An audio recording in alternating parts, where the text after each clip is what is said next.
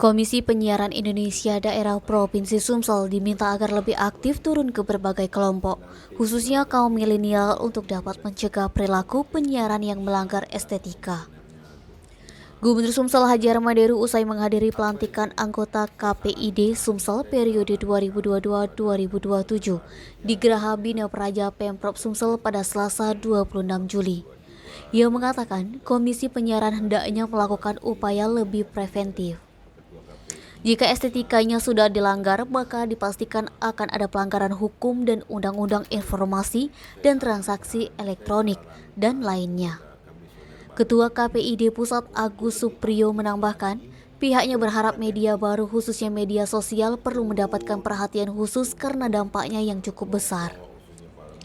Fungsi pengawasan diperlukan menyeluruh ke setiap media informasi.